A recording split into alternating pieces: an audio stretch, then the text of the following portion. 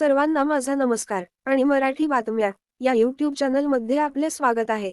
मित्रहो, सर्वसामान्य गोरगरीब लोकांच्या मुलांना सुद्धा आता CBSEच्या अभ्यासक्रमाची ओळख होणार आहे. राज्यातल्या शाळेमध्ये सुद्धा CBSE पॅटर्न लागू करण्यात येणार आहे. या मागची नेमकी भूमिका काय आहे हे समजून घेण्यासाठी या व्हिडिओला शेवटपर्यंत बघा. व्हिडिओला लाईक करा, शेअर करा आणि चॅनलला सबस्क्राईब करा, जेणेकरून तुम्हाला आमच्या बातम्यांचे नवनवीन अपडेट्स मिळत जातील. गेल्या काही वर्षापासून पालकांचा आपल्या मुलांना CBSE बोर्डाच्या शाळेत टाकण्याचा कल वाढलेला आहे. त्यामुळे राज्य शिक्षण मंडळाच्या शाळेमधील प्रवेशांचे प्रमाण कमी होऊ लागलाय. त्यामुळे आता शिक्षण विभागाने हा महत्त्वाचा निर्णय घेतलेला आहे.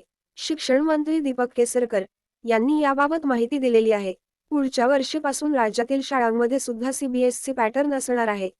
म्हणजे थोडक्यात राज्य शिक्षण मंडळाचा जो पॅटर्न होता त्यामध्ये बदल करण्यात आलेला आहे.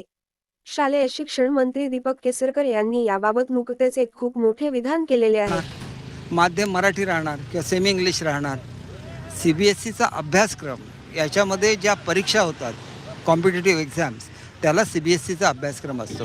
तो जर अभ्यासक्रम आपली मुलं शिकली तर नॅचरली त्यांना मदत होईल, ते अधिक ठिकाणी सिलेक्ट होऊ शकतील.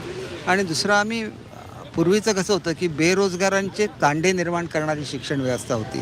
आम्ही केवळ CBSEचा अभ्यासक्रम स्वीकारत नाही तर CBSEच्या पुढे जाऊन आम्ही व्यावसायिक अभ्यासक्रम कंपल्सरी करतोय. नेमकं या निर्णयामागचा विचार काय आहे, कशा प्रकारे त्याची अंमलबजावणी होणार आहे हे आपण जाणून घेऊया.